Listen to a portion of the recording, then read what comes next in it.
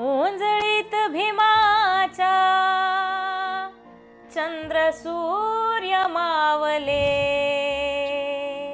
जेव्हा हा बाबासाहेबांचा विचार कळाला आहे तेव्हापासून मात्र माणसाच्या मुक्तीसाठीची जी गाणी आहे ती म्हणण्याचाच एक प्रयत्न माझा राहिलेला आहे। होता भीमराव म्हणून माय तुझ्या बोटाला लागली शाय। बाबासाहेबांनी सांगितलं मी प्रथमता आणि अंतिमता भारतीय आहे, तर हा विचार हा राष्ट्रवाद आहे आपला। भीमराजा रे वंदन महासूर्यालय आणि सलाम क्रांती सूर्यालय। सलाम क्रांती सूर्यालय। ओंजळीत भीमाच्या चंद्र सूर्य मावले। ओंजळीत भीमाच्या चंद्र सूर्य मावले। नावा पुढा आमच्या माणूस लावले। जन नावा पुढा आमच्या माणूस लावले। बंद दरवाजे ठोठावून पाहिले। फूल जीवनाचे बुद्धाला वाहिले। ज्याच्याशी अजंठा वेरूळ बोलले। ज्ञान कुंभ नालंदाचे नव्याने खोलले। त्या संविधान कर्त्याचे आम्हा दान पावले। संविधान कर्त्याचे आम्हा दान पावले। नावा पुढा आमच्या माणूस लावले। जन नावा पुढा आमच्या माणूस लावले। नमस्कार, मी लाघवी ओम सावंत। लोकशाही मराठीच्या या विशेष कार्यक्रमात आपलं मनापासून स्वागत करते। भारतातील वर्ग लढ्याला, भारतातील जाती अंताच्या या लढ्याला आकार देऊन, दिशा देऊन, जसं आता शाहीर शीतल किंवा शाहीर सचिन यांनी जे गाण्याचे बोल सादर केले की ज्यांनी नावापुढे आमच्या माणूस लावले, ते अर्थातच डॉक्टर बाबासाहेब आंबेडकर यांची आज 134वी जयंती, ज्यांनी समानतेची शिकवण जनमानसात रुजवली, फुलवली आणि भिनवली सुद्धा, ते डॉक्टर बाबासाहेब आंबेडकर। त्यांना एका चौकटीत आपल्याला नाही बसवता येणार की वकील म्हणून डॉक्टर बाबासाहेब आंबेडकर, संविधान करते म्हणून डॉक्टर बाबासाहेब आंबेडकर, तर डॉक्टर बाबासाहेब आंबेडकरांचा व्यासंग जितका मोठा तितकंच त्यांचं कार्यसुद्धा वाखणण्याजोगं आहे, किंबहुना ते अथांग आहे, ते आभाळभर आहे।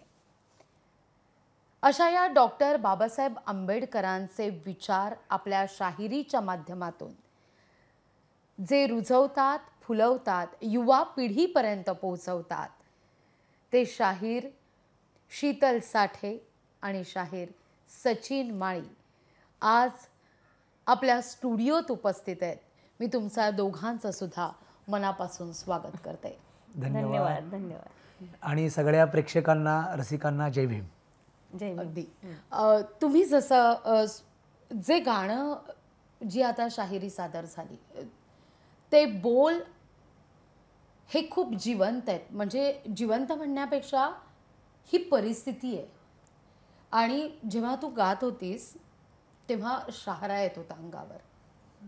ही सुरुवात कुठून झाली? सुरुवात तशी असं म्हणता येईल की मी कॉलेज लाईफमध्ये असतानाच मला या सगळ्या चळवळीच्या विचारांची देणगी मिळाली, परिचय झाला या सगळ्या सांस्कृतिक चळवळीचा। आणि मग बाबासाहेब कळाले, फुले कळाले, सावित्रीमाई कळाल्या, अण्णाभाऊ साठे कळाले। हळूहळू वाचन सुरू झालं आणि गाणं घरात होतंच। आराधी असल्यामुळे, माझी आजी आराधीन असल्यामुळे माझ्या घरामध्ये गाणं होतं। आणि मी सांगते की मी तिच्याकडूनच शिकलेली आहे। तर माझं जे काही भरण पोषण झालं असेल कलेच्या बाबतीत, तर ते लोककलेच्या बळावर झालेलं आहे। माझ्या आजीकडून झाले, माझ्या वडिलांकडून झाले आणि आमच्या आजूबाजूला जे आराधी लोक कलावंत होते त्यांच्याकडून झाले। पण जेव्हा हा बाबासाहेबांचा विचार कळाला आहे, म्हणजे रुचला आणि समजू लागला, तेव्हापासून मात्र माणसाच्या मुक्तीसाठीचं, माणसांच्या शोषणाच्या त्यांच्या बंधमुक्तीसाठीची जी गाणी आहेत तर ती म्हणण्याकडे ओढ किंवा ती म्हणण्याचाच एक प्रयत्न माझा राहिलेला आहे. जसं शीतल तू म्हणालीस की हे बायकडू ही सुरुवात तुला कुटुंबापासूनच मिळाली, आईपासूनच मिळाली, पण बाबासाहेब आंबेडकर कळणं किंवा ते जितकं तुम्ही खोल जात जाल तितकंच आपल्याला असं वाटत जातं की अरे आपल्याला जे कळलं ते फार वरवरच आहे, तळ तर खूप खोल आहे आणि खूप काही सांगून जाणार आहे. त्यामुळे तेव्हाची ती गाणी आणि क्रांतिकारी गाणी हा टप्पा कसा काय गाठायला सुरुवात झाली? केव्हा असं वाटलं की आत्ता मला याच्यावर बोललं पाहिजे किंवा यावर आता माझा प्रवास सुरू झाला पाहिजे? एक मला सांगायला आवडेल की म्हणजे मी ज्या जात वर्गातून आले आहे, मी मातंग जातीतून आले आणि मी झोपडपट्टीत राहिले होते, तर त्यामुळे गरिबी आणि जातीचं जे काही म्हणजे दुजेपणा आहे किंवा दुजाभाव आहे तो सगळा अनुभवलेला आहे. जातीचं जे जे काही देणगी असते दलितांसाठीची तर ती माहीत होती. मला असं वाटतं की ही जमीन तयार होती आणि ह्या जमिनीवर जेव्हा बाबासाहेबांच्या विचारांचा पाऊस पडलाय, जेव्हा ह्या सगळ्या जातीअंताच्या विचारांचा पाऊस पडलाय, त्यावेळेला आपसुकच त्यातनं जे बीज आहे, जे माझ्यामध्ये जे होतं कलेचं, त्या कलेच्या माध्यमातून ते एक्सप्रेस झालं असं मला वाटते. सचिन, तुझी ही सुरुवात शीतलला भेटल्यावर, म्हणजे मी तिकडे येणारच आहे, कशी ओळख झाली, कशी भेट झाली, कोणी कोणाला पहिलं विचारलं, हे सगळं तर मला विचारायचंच आहे. पण ही सुरुवात शीतलला भेटल्यावर खूप फुलली की मुळातच हे सगळं होतं? मी जिथून आलो त्या ठिकाणी इतकं भयान वास्तव होतं आणि त्या सगळ्या माझ्या घरच्या परिस्थितीची आर्थिक परिस्थिती प्रचंड बिकट होती आणि त्या सगळ्या ह्याच्यामधून माझ्या मनामध्ये एक प्रश्न पडण्याची प्रक्रिया सुरू झाली होती. आणि त्यावेळेला माझे एक मित्र प्रमोद शिंदे म्हणून आहेत, आता ते पोलीस अधिकारी झालेत मोठे, तर ते MPSCचा अभ्यास करायचे आणि मग आमच्या दोघांच्या वैचारिक चर्चा सुरू झाल्या आणि आमच्या इकडे साने गुरुजी व्याख्यानमाला तासगावमध्ये होते प्रत्येक वर्षी शेवटी. तर त्या व्याख्यानमालेला मी गेलो होतो आणि तिथे गाडगे बाबांचा एक पत्री प्रयोग प्राध्यापक नवनाथ शिंदेनी केला होता. तर तो प्रयोग मी जेव्हा ऐकला तर तिथून माझी सुरुवात झाली. माझी डॉक्टर बाबुराव गुरव सरांच्या बरोबर भेट झाली, त्यानंतर क्रांतीवीर नागनाथ अण्णा नाईकडूंच्यावर भेट झाली, डॉक्टर आहा साळुंके असतील, कॉम्रेड गोविंद पानसरे असतील, हे सगळी आमच्या भागातली मंडळी, धनाजी गुरव आहेत, राजेंद्र कुंभार आहेत, तर ह्या सगळ्या लोकांचा सहवास मोठ्या प्रमाणात मला त्या ठिकाणी मिळाला तेव्हापासून. आणि तिथून मी कंडक्टर म्हणून मी PMT मध्ये नोकरीला लागलो आणि मी तिथं आलो आणि मला पूर्वी गाणी माहीत झाली चळवळीतली. मग मी कोण गाणी म्हणते पुण्यामध्ये वगैरे असं बघत होतो आणि वामनदादा कर्डक गेले आणि त्यांच्या शोकसभेचा कार्यक्रम आंबेडकर सांस्कृतिक भवनला होता आणि त्या कार्यक्रमाला मी जाऊन बसलो तर तिथं शीतल गाणं गात होती. ते कोणत्या गाणं होतं, आठवतंय? ते भीम बाबा असं गाणं होतं. ते भीम राजा रे भीम बाबा,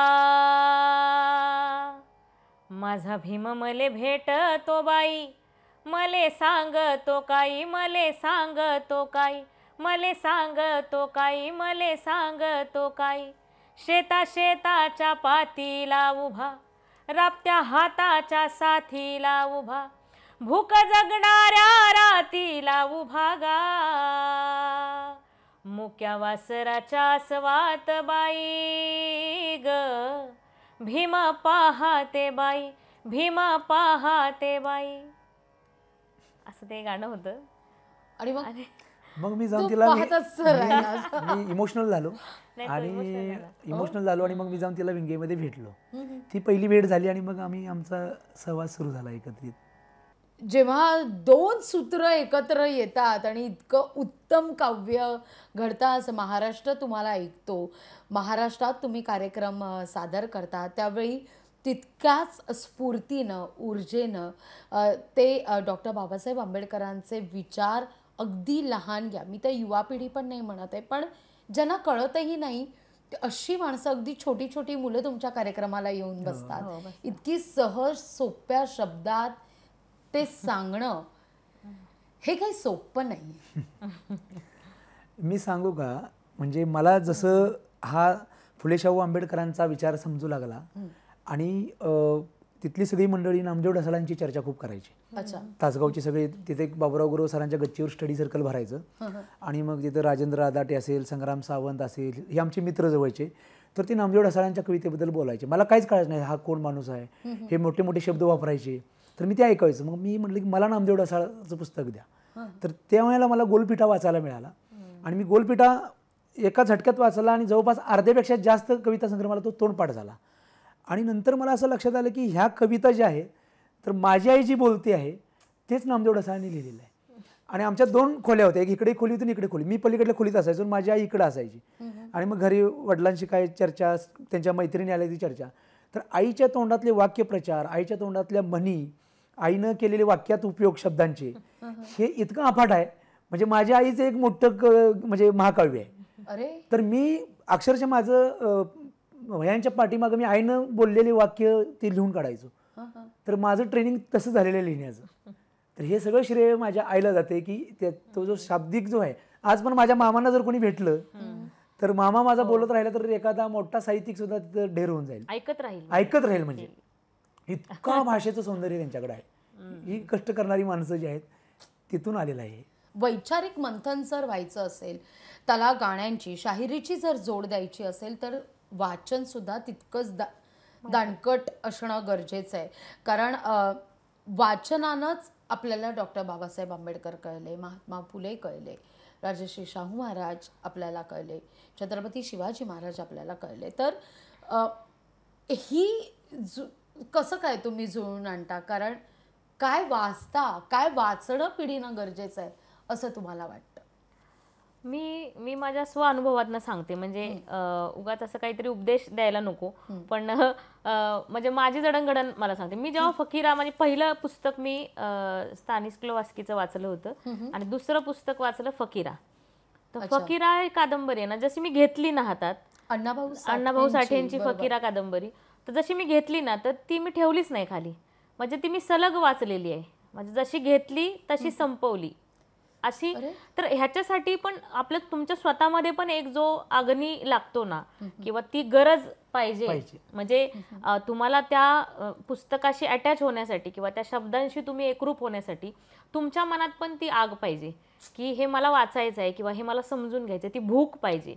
म्हणजे ते असं तुम्ही मारून मुटकून किंवा एक अगदी शिस्तबद्ध पद्धतीनं किंवा असं करू शकत नाही. फार तुम्हाला ती आंतरिक गरजच पाहिजे आणि ती गरजच तुम्हाला त्या पुस्तकांपर्यंत नेते. तर मी हे उदाहरण का दिलं, कारण माझा स्वानुभव मी सांगते. आणि मग वैचारिक पुस्तकं थोडी जड वाटायची सुरुवातीला. माझं डोकं दुखायचं. म्हणजे मोठे मोठे शब्द जेव्हा यायचे ना, असे वर्ग वगैरे आणि असं खूप असे काही शोषण मुक्ती वगैरे असे सगळे शब्द यायचे ना, तर ते थोडंसं जड व्हायचं मला. आता कसं आहे का, मी शाहीर आणि कलावंत टाईपचे जे लोक जरा ते वेगळ्या पद्धतीचे जरा असतात, म्हणजे असं मला वाटतं. म्हणजे तर त्यांना थोडंसं सोपं भाषणांमधनं, चर्चेमधनं किंवा ओरल मला म्हणायचंय थोडंफार, त्यातनं जास्त शिकवण मला जास्त आवडतं त्यातनं घ्यायला. आणि पुस्तकं वाचायला पण आवडतं. पण सुरुवातीला मला ते फार जड जायचं. आणि मग ते समजून घेतले, म्हणजे घेण्याची जी धडपड होती, तर त्याच्यामध्ये मग हळूहळू असं झालं की हळूहळू फ्रेजेस कळायला लागल्या, काय म्हणायचं आहे लेखकांना ते कळायला लागलं. आणि मग बाबासाहेबांची पुस्तकं वाचली, बुद्ध आणि धम्म वाचला, ॲनिलेशन ऑफ कास्ट वाचलं, आ साळुंकेंची सुरुवातीला जरा पुस्तकं वाचली. कारण आहांचं लेखन सोपं असायचं, छान असायचं, संवादी असायचं आहांचं लेखन. तर ते त्यांना सावलीत वाढवू नका किंवा आत्ताचं सर्वोत्तम भूमिपुत्र जे आहे, तर अशी जी पुस्तकं आहेत मग ती वाचायला. मग अशी शिस्त लागली की म्हणजे आमची चर्चा व्हायची की वाचताना मग नोट्स काढायला पाहिजेत. मग वह्या असायच्या आमच्या, मग त्या वाचताना जो मुद्दा आवडलेला आहे तो नोट्समध्ये येणार. आणि मग पूर्ण पुस्तकावर आपल्याला काय वाटतं त्याचा एक आपण आढावा लिहायचा 2-3 पेजेसमध्ये, हे टार्गेट ठेवून मग वाचायची. म्हणजे एक शिस्तीकडे जाण्याचा जो प्रवास आहे तो मग नंतर थोड्या दिवसांनी हळूहळू सुरू झाला. म्हणूनच ते म्हटलंय ना, वाचाल तर वाचाल.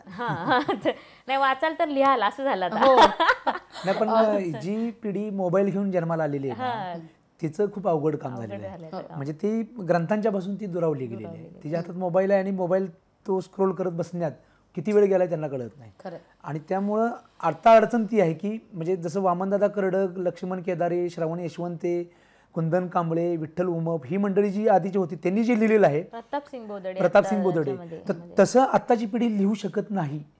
त्याचं कारण आहे की त्या पिढीनं जिवंत चळवळीत पण काम केलं आणि तेवढा त्यांनी व्यासंग पण ठेवला. आता काय झालं की मोबाईलमध्ये आणि आता डीजेवर काय वाजते, लोकांना त्या पद्धतीनं मग मागणी तसा पुरवठा इकडं कल झालेला आहे. तर ते एक नुकसान पण झालेलं आहे. पण तुम्ही आता आपण मुलाखतीच्या अगदी शेवटच्या टप्प्यात आलो आहे, पण मला दोन महत्त्वाचे मुद्दे, अर्थात आपण मुलाखतीचा शेवट गाण्यानंच करणार आहोत, पण शाहिरीच्या माध्यमातून तुम्ही महाराष्ट्रभर फिरता, महाराष्ट्रभर कार्यक्रम सादर करता, डॉक्टर बाबासाहेब आंबेडकरांचे विचार पोहोचवतात. कसा वाटतो आज महाराष्ट्र शाहिरीच्या माध्यमातून पोहोचवताना, त्या लेकरांपर्यंत पोहोचवताना, युवा पिढीपर्यंत पोहोचवताना, आणि तुमचं हे सगळं शाहिरीचं कौतुक त्या आबालवृद्धांच्या डोळ्यात पाहताना? चांगले अनुभव सांगते म्हणजे काही की आत्ता जेव्हा आम्ही शाहिरी घेऊन, आमचं पथक घेऊन जेव्हा आम्ही जातो, नवयान महाजलसा आमच्या कलापथकाचं नाव आहे, आणि आम्ही जसं सचिननं सांगितलं ह्या शाहिरांची परंपरा, ह्या शाहिरांच्या पायाची धूळ होण्याचा आमचा प्रयत्न आहे. म्हणजे त्यांनी जे लिहिलं त्या पद्धतीचं आपल्याला लिहिता यावं असा प्रयत्न आम्ही आत्ता करतोय. लोकांच्या प्रतिक्रिया या आहेत की हे आंबेडकरी गीत आहे, म्हणजे ही शाहिरी आहे, किंवा हे भीमाचं गाणं आहे नेमकं, म्हणजे हे गाणं आज आम्हाला ऐकायला कमी मिळतं आहे. आणि हे तुमच्या माध्यमातून फार कमी कलापथकं अशी आहेत किंवा फार कमी मंडळी अशी आहेत की ज्यांनी ह्या सगळ्या चळवळीचा वारसा जो आहे तो गाण्याच्या माध्यमातून सक्षमपणे पोहोचवण्याचा प्रयत्न केलेला आहे. तर त्या प्रतिक्रिया आता आम्हाला मिळत आहेत आणि आम्हाला त्याचा गर्व वाटतो की हां, ह्या तुमच्या कार्यक्रमांमधून तुम्ही महिलांशी संवाद करता, तुम्ही नोकरदार वर्गाशी संवाद करता, तुम्ही दलितांशी, बहुजनांशी, दलितेतर जाती ज्या आहेत, ओबीसी असतील किंवा इतर गावातल्या ज्या जाती आहेत, अगदी ओपन कॅटेगरीपासून अगदी ब्राह्मणांशी सुद्धा, सर्वांशी संवाद करण्याचा रोल आत्ता नवयान महाजलसा पार पाडतो आहे. आणि त्यामुळे ही गाणी जी आहेत ना, लोकांना, म्हणजे आत्ता आमचा अनुभव आहे की जयंतीच्या कार्यक्रमांना केवळ दलित नाहीत, ही एक चांगली बाब आता आम्ही अनुभवतो आहे. आणि आम्हाला येऊन भेटतात लोक, ओबीसी समुदायातले लोक येऊन भेटतात, मराठा समुदायातले लोक येऊन भेटतात. सांगशील अगदी जाता जाता काय सांगावं असं वाटतं हे चित्र पाहिल्यानंतर? आम्ही ते सांगेन की आता असं झालं की बाबासाहेब आंबेडकरांनी भीमनगरामध्ये पाय रोवलेला आहे, पण बाबासाहेबांचा जो प्रभाव आहे, म्हणजे तुम्ही भिल्लांच्या तांड्यावर गेला, लमाणांच्या तांड्यावर गेला तरी निळा झेंडा आहे, भासपारद्यांच्या झोपडीवर निळा झेंडा आलेला आहे. आणि ओबीसींच्या मध्ये पण आम्ही आता ज्यावेळेला बघतोय तर त्या ओबीसींना पण हे लक्षात आले की बाबासाहेबांनी जो कायदा मंत्रिपदाचा राजीनामा दिला त्यातली दुसरी मागणी त्यांची होती की ओबीसींचं आरक्षण तुम्ही द्या. तर ओबीसींच्यावर सुद्धा बाबासाहेबांनी एवढे उपकार केले आहेत हे आता त्यांना कळू लागलेलं आहे. आणि त्यामुळे ही प्रक्रिया बाबासाहेबांना स्वीकारण्याची जी देशभरातल्या प्रत्येक जातीमध्ये ती वाढत चाललेली आहे. आणि त्याचा आम्हाला आनंद होतो की आम्ही ही प्रक्रिया गतिमान करण्यामध्ये आमची शाहिरी एक सगळ्या समुदायांना जोडण्याची प्रक्रिया करत आहे, याचा आम्हाला आनंद वाटतो. हे पॉझिटिव्ह त्यातला दिसतंय आम्हाला. अगदी. त्यामुळे मुलाखतीची सुरुवात जशी छान प्रेरणादायी गाण्याने झालेली होती, तसा शेवटही तितकाच प्रेरणादायी व्हावा. नाही, ह्याचं शेवटचं गाणं जे आम्ही घेणार आहे ते आम्ही प्रत्येक कार्यक्रमात आता आम्ही सादर करतोय. तर भारतीय संविधान, या संविधानानं सगळ्यांना माणूस बनवलं, नागरिक बनवलं, आणि संविधान आपल्या आयुष्यात आल्यानंतरच आपण माणूस होऊन एक राष्ट्र म्हणून उभा राहिलो. आणि बाबासाहेबांनी सांगितलं की मी प्रथमता आणि अंतिमता भारतीय आहे. तर हा विचार, हा राष्ट्रवाद आहे आपला. आणि त्यामध्ये आज किती श्रीमंत असला, म्हणजे जगातल्या श्रीमंताच्या आधी जरी अंबानी असेल आणि त्यांच्या बायकोचं नाव नीता अंबानी असलं तरी त्या नीता अंबानीच्या मताला जी किंमत आहे ती पण आमच्या गावाकडल्या शेतात खुरपायला जाणाऱ्या गीताच्या मताला पण तेवढीच किंमत आहे. ही किमया संविधानाने केलेली आहे. आणि त्यामुळे ही जी बोटाला शाई जी लागली आहे ती आम्ही आमच्या गाण्यातून मांडतोय. आणि आम्हाला असं वाटतं की आंबेडकरी विचार हा राजकीय विचार आहे, तर त्यासाठी हे गाणं फार महत्त्वाचं गाणं आहे. हेटाई जन्माची होती, हेटाई जन्माची, कुणी माणूस मानायचं नाय. हेटाई जन्माची होता भीमराव म्हणून माय, होता भीमराव म्हणून माय, तुझ्या बोटाला लागली शाय. होता भीमराव म्हणून माय, तुझ्या बोटाला लागली शाय. लोकशाहीचा हा जागर, दिला मताचाही अधिकार, संविधानाच्या सरनाम्यात भीमक्रांतीचा संगर, झाला देशाचा मायबाप, हो झाला देशाचा मायबाप, लय उपकार केलं ना माय, होता भीमराव म्हणून माय, तुझ्या बोटाला लागली शाय. क्या बात. खरंय, आज तुम्ही इथे आलात आणि इतक्या छान मनमोकळ्या गप्पा मारल्यात. तुमच्या शाहिरीच्या कार्यक्रमाला आम्हाला नाही उपस्थित राहता येत, महाराष्ट्रातल्या तमाम महाराष्ट्रातल्या जनतेला नाही उपस्थित राहता येत, पण या माध्यमातून का होईना पण तुमचे विचार महाराष्ट्रापर्यंत पोहोचवण्याचा आम्हाला संधी दिली, त्याबद्दल मी तुमचे दोघांचे सुद्धा आभार मानते. आम्ही आभारी आहोत. आणि लोकशाही न्यूज चॅनलचे आम्ही आभार यासाठी मानतो की नेहमी बाबासाहेबांची जयंती असू दे किंवा महानिर्वाण दिन असू दे 6 डिसेंबरचं, लोकशाही न्यूज बाबासाहेबांच्या विचारांना लोकांच्यापर्यंत पोहोचवण्यासाठी तत्पर असते. म्हणून आम्ही लोकशाही आहे. आणि म्हणून आम्ही वेळेत वेळ काढून आम्ही आज आलो या ठिकाणी. अगदी, त्याबद्दल तुमचे मनापासून आभार. धन्यवाद.